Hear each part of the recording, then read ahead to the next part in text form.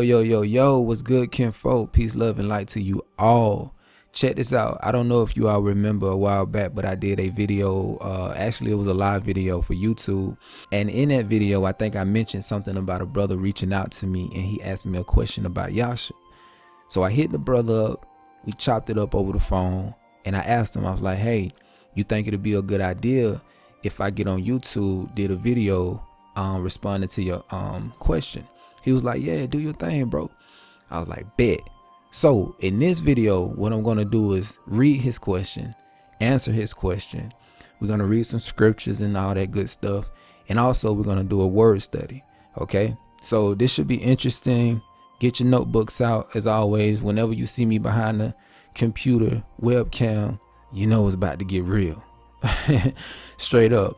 All praises be to the Most High, man. But yeah, we finna have some fun looking up these words and stuff and reading these scriptures. So let's go ahead and jump into it. Okay, so here's the brother's question. He says, Shalom Maki, I have a question about Yeshua. If he were here today, do you think most would see him as an occultist? You know, one who was a part of a secret society. So to answer the question, I'm gonna keep it a bang. Yes, if he were here today, most would see him as an occultist. Most would see him as a Satanist. Most would see him as a lunatic, crazy man, out of his mind. If I'm not mistaken, there's like 2 billion Christians out there. If he were here today, he wouldn't have that many followers. His following would be really, really, really small. Straight up. But check this out though. In this video, you're gonna find that even back then, he was a part of a secret society. Yeah, him having 12 disciples. I mean, come on, look at the way he operated. He gave them hidden, esoteric, occult knowledge. And I know you're like, hold up now, hold up, you lost me. Occult. Don't worry, we're gonna go into the etymology of these words and what they originally meant. Just give me a chance to show you. But anyway, he had special knowledge that he only shared with his inner circle, the 12 disciples. Okay, the mysteries of the kingdom, because they had eyes to see and ears to hear. But he had open knowledge, okay, exoteric knowledge that he shared with the public, the masses, the unlearned, those who had eyes but saw not, who had ears but heard not. But look, I don't want you to take my word for it. Let's just jump into the scriptures and find out. Okay, so we're going to start in Matthew chapter 13. I want you all to pay close attention. I'm going to go slow with this, okay? Matthew chapter 13, verse 10. And the disciples came and said unto him, why speakest you unto them in parables? Stop. Let's look up this word parables. Parable. A short allegorical story designed to illustrate or teach some truth, religious principle, or moral lesson. Now that we know that, we're going to look at the synonyms of the word parable. And here we have allegory. Okay. I know a lot of you are familiar with that word allegory. So whenever you're reading the scriptures and you come across the word parable, know that it can be interchangeable with the word allegory. All right. Now, here are some words that are related to parable: fable, moral, myth, tale, symbolism. That's a lot of symbolism throughout the Bible. But anyways, these are just some of the words that's similar to the word parable. So back to verse 10 in Matthew 13. And the disciples came and said unto him, why speakest you unto them in parables, allegories, metaphors? Verse 11, he answered and said unto them, because it is given unto you. Verse 11, he answered and said unto them, because it is given unto you, my disciples, my inner circle, to know the mysteries of the kingdom of heaven, but to them it is not given. Stop. Let's look up the word mysteries. So when we look at this word mystery in the Blue Letter Bible, we get G3466. And notice it says hidden thing, secret, mystery. Peep this. Generally mysteries, religious secrets confided only to the initiated and not to ordinary mortals. So what does this sound like to you? To me, it sounds like a secret society. What comes to mind when you hear the word initiated? Brotherhood, Freemasonry, right? So check out definition B of God, the secret councils which govern God in dealing with the righteous, which are hidden from ungodly and wicked men, but plain to the godly. But I want y'all to remember this right here. Hidden secret. Okay? Now let's move forward. Verse 12. For whosoever hath, to him shall be given, and he shall have more abundance. But whosoever hath not, from him shall be taken away, even that he have. Verse 13. Therefore speak I to them in parables, metaphors, allegories, because they seeing see not, and hearing they hear not, neither do they understand. And in them is fulfilled the prophecy of Isaiah, which saith, by hearing you shall hear, and shall not understand, and seeing you shall see, and shall not perceive. Let's look up the word perceive. Okay, so this is the etymology of the word perceive. See, recognize, understand, to grasp with the mind, learn, comprehend.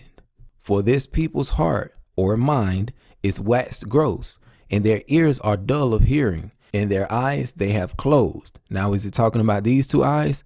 No, it's talking about the eyes of the mind. Lest at any time they should see with their eyes, and hear with their ears, and should understand with their heart, and should be converted, and I should heal them. But blessed are your eyes. And he's not just talking about the disciples. I'm talking about all of you today that can see. Blessed are your eyes, for they see, and your ears, for they hear. For verily I say unto you, that many prophets and righteous men have desired to see those things which you see, and have not seen them, and to hear those things that you hear, and to hear those things which you hear, and have not heard them. Let's skip down to verse 34 and 35.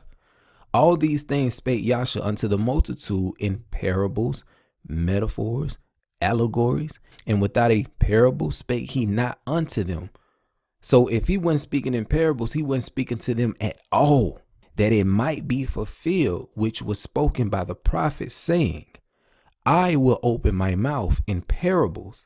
I will utter things which have been kept secret from the foundation of the world. Now, put your seatbelts on and let me take you on a trip down memory lane. Psalms chapter 78, verse 1 and 2. Give ear, O my people, to my law. Incline your ears to the words of my mouth. I will open my mouth in a parable, metaphor, allegory. I will utter dark sayings of old. Get used to these two words, dark sayings. Okay? Psalms chapter 49, verse 1 through 4. Hear this, all you people, give ear, all you inhabitants of the world, both low and high, rich and poor together. My mouth shall speak of wisdom, and the meditation of my heart shall be of understanding. I will incline my ear to a parable, metaphor, allegory. I will open my dark saying upon the harp. Daniel chapter 8, verse 22 and 23. Now that being broken, whereas four stood up for it, four kingdoms shall stand up out of the nation, but not in his power. And in the latter time of their kingdom, when the transgressors are come to the full, a king of fierce countenance and understanding, dark sentences, sentences, which is another word for sayings, shall stand up. Numbers chapter 12, verse 5 through 8. And the Lord came down in a pillar of the cloud and stood in the door of the tabernacle and called Aaron and Miriam, and they both came forth. And he said, hear now my words. If there be a prophet among you, I, the Most High, will make myself known unto him in a vision, and will speak unto him in a dream. My servant Moses is not so, who is faithful in all mine house, With him will I speak mouth to mouth, even apparently, and not in dark speeches, which is another word for sentences or sayings. And the similitude of the Most High shall he behold. Wherefore then were ye not afraid to speak against my servant Moses? Ezekiel chapter 17, verse 1 and 2. And the word of the Most High came unto me, saying, Son of man, put forth a riddle and speak a parable unto the house of Israel. Now, the word riddle is synonymous with sayings. We're going to find out soon.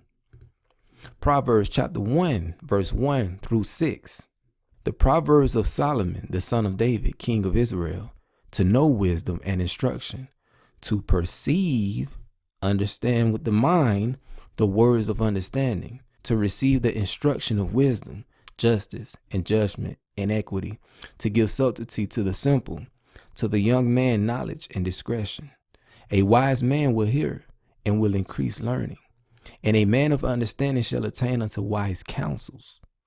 To understand a proverb, which is another word for parable, okay, metaphor, allegory, and the interpretation. The words of the wise and their dark sayings. Now let's look up this word, sayings. All right, sayings, H2420. Riddle, difficult question. Parable, saying or question. Perplexing, saying or question. Riddle, enigma, to be guessed. Perplexing questions, difficult. Dark, obscure utterance. And I'm going to pull another scripture where you're going to see this word obscure again, okay? So matter of fact, while we got it right here, let me go ahead and pull up the definition of obscure. So we have here obscure. Definition of meaning not clear or plain, ambiguous, vague, or uncertain. But check definition number 2. Not clear to the understanding, hard to perceive. Okay? Ecclesiasticus or Sirach chapter 6 verse 32 through 37. My son, if you will, you shall be taught. And if you will apply your mind, as we all should, you shall be prudent. If you love to hear, you shall receive understanding. And if you bow your ear, you shall be wise. Stand in the multitude of the elders and cleave unto him that is wise. Be willing to hear every godly discourse, and let not the parables, metaphors, allegories of understanding escape you. And if you see as a man of understanding, get thee betimes unto him, and let your foot wear the steps of his door. Let your mind be upon the ordinances of the Most High, and meditate, something we should be doing a lot of, continually in his commandments. He shall establish your heart and give you wisdom at your own desire. Ecclesiasticus or Sirach chapter 13 verse 26. A cheerful countenance is a token of a heart that is in prosperity, and the finding out of parables, metaphors, allegories is a wearisome labor of the mind. Last scripture, Ecclesiasticus or Sirach chapter 39. This is like one of my favorite chapters in Sirach. Anyways, it said, but it is different with the person who devotes himself to studying the law of the Most High. He examines, seek, search, investigate the wisdom of all the ancient writers, and concerns himself with the prophecies. He memorizes the sayings of famous men and is a skilled interpreter of parables, metaphors, or allegories. He studies the hidden meaning of proverbs and is able to discuss the obscure points of parables. Great people call on him for his services, and he is seen in the company of rulers. He travels to foreign lands in his efforts to learn about human good and evil. It is his practice to get up early and pray aloud to the Almighty, his creator, asking the Most High to forgive his sins. Then, if the great Almighty is willing, he will be filled with understanding. He will pour out a stream of wise sayings and give thanks to the Almighty in prayer. He will have knowledge to share and good advice to give, as well as insight into the Almighty's secrets. He will demonstrate his learning in what he teaches, and his pride will be in the Almighty's law and covenant. So as you can see, the Bible is replete with dark sayings and parables. So it is a fact that Yasha spoke in parables and dark sayings, which has a higher meaning and is hidden from most people. Because why? They have eyes, but they see not. They have ears and they hear not. They're not able to perceive or understand what's being said or what's being brought forth. So in Matthew chapter 13, verse 11, he's telling them, look, the mysteries of the kingdom is for you to know, but not them. So this right here lets us know that this knowledge that he shared with the disciples was esoteric knowledge. And the knowledge that he shared with the masses was exoteric knowledge. This is what I'm going to do for y'all. I'm going to look these words up and see what they mean. Okay? Starting with esoteric. Esoteric. Here's the etymology of the word. Belonging to an inner circle. Here's another definition for the word esoteric. I got this in my notes. Intended for or likely to be understood by only a small number or group of people with a specialized knowledge or interest. Okay. Now going back to this. If you look at the root eso, you see within. Trust me, you're going to see the connection in a little bit. So again, belonging to an inner circle, esoteric. Now check this out. We're going to go to Mark chapter 4 and read verse 10. Now in verse 10 in chapter 4 of Mark, it says something different than what it says in Matthew 13. Matter of fact, verse 11, it says, and he said unto them, unto you it is given to know the mystery of the kingdom of God, but unto them that are without, on the outside, all these things are done in parables, allegories, or metaphors. Now let's look up the word exoteric, exoteric. And what do we have here?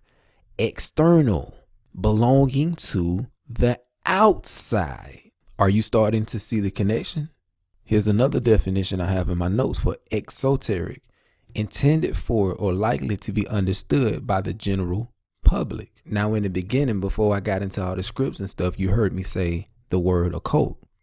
And I know some of you, when you heard that, you probably felt like, oh man, hold up now. I don't know about this. Occult? I don't know about that.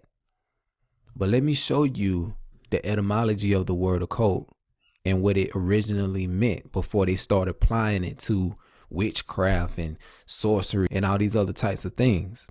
The word originated in the 1530s. And at that time, it only meant secret, which is the word we find in mysteries. Remember that when we look mysteries up.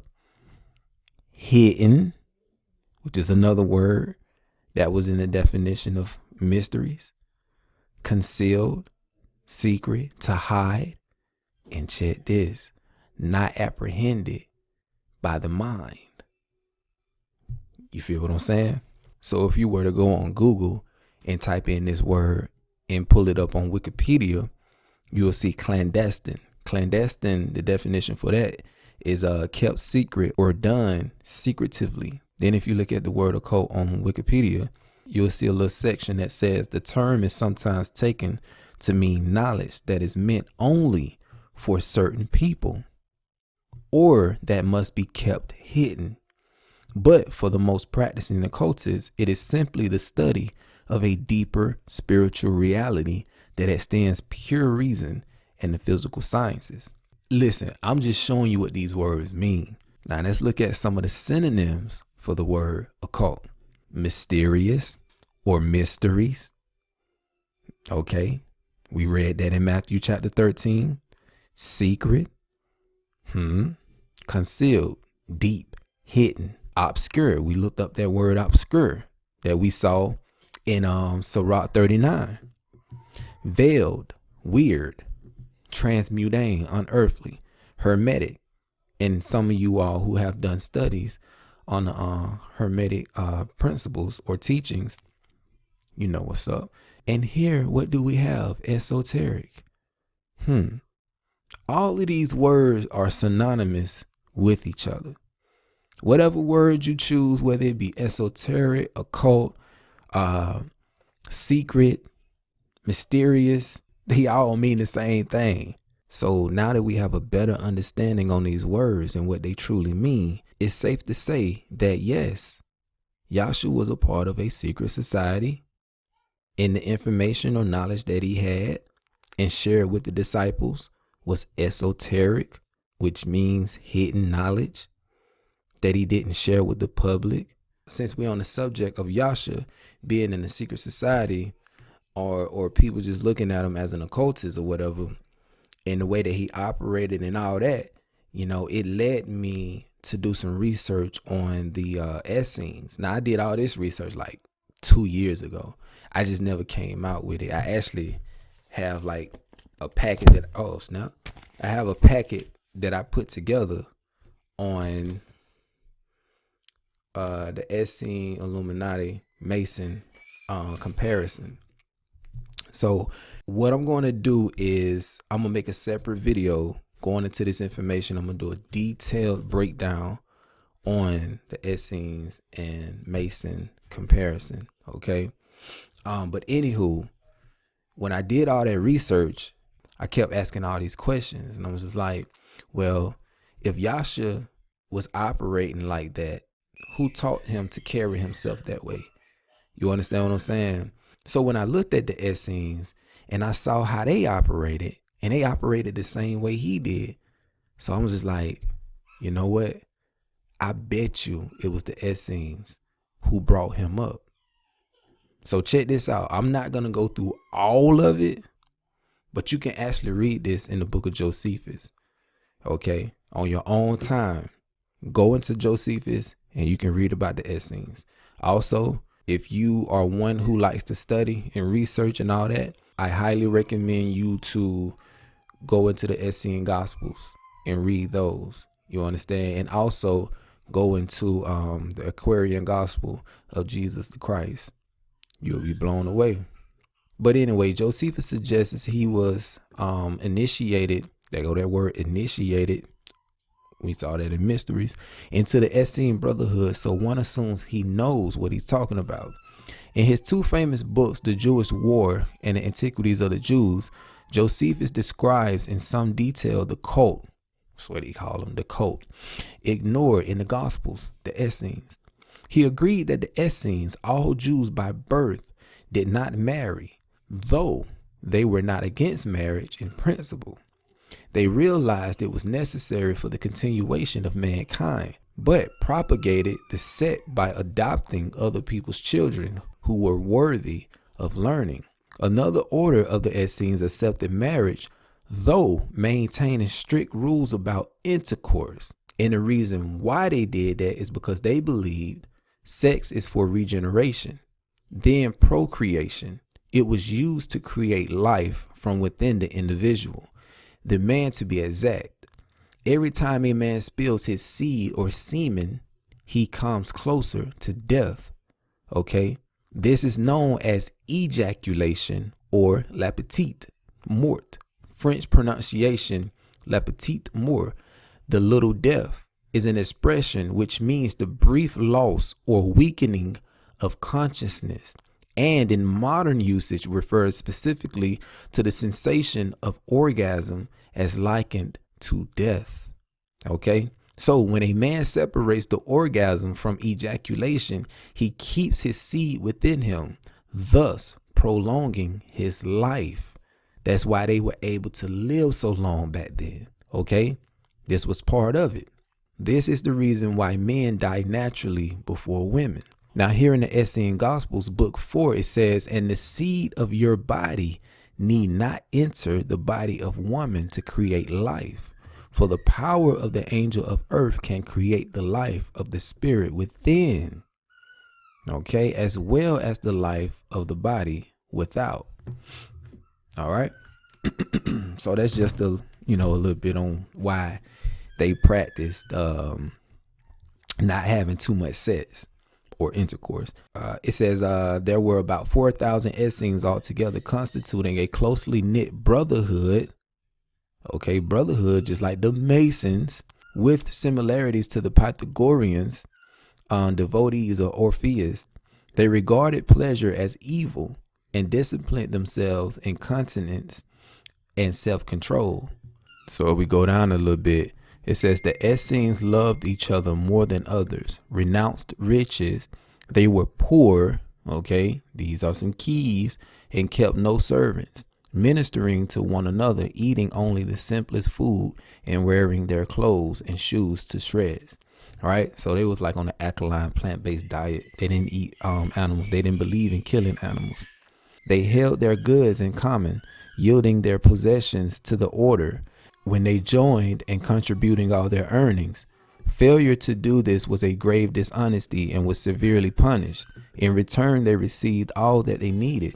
Their lives were fully regulated by guardians or bishops who directed their daily duties, leaving them able to do only two things of their own free will: to assist those in need and to show mercy, the preeminent characteristics of the Nazarenes of the Gospels, right? So anyways, on your own time, read it, and you will see the comparison. You will see the connection with them and Yasha. So yeah, that's just about all I got for this video. I just really wanted to show y'all, you know, the scriptures confirm that Yasha, the 12 disciples, were in fact a secret society. And the knowledge that he had, which was secret knowledge, only giving it to the disciples, his inner circle, that esoteric knowledge, and all the parables, the exoteric knowledge, he gave to the public. So yeah, man, I got a lot of videos that I'm working on, you know what I'm saying? Y'all just be patient with me. You know, I know some people may look at this video and disagree with what I'm saying, and that's cool. Some people will agree. Hey, we all on this journey. We all trying to figure it out. So, you know, it is what it is, man.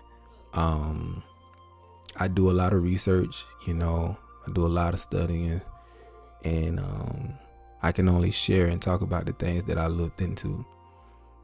So yeah, with that, I'm gonna conclude and say peace, love, and light to y'all, because I gotta go to work in the morning. So I'm gone.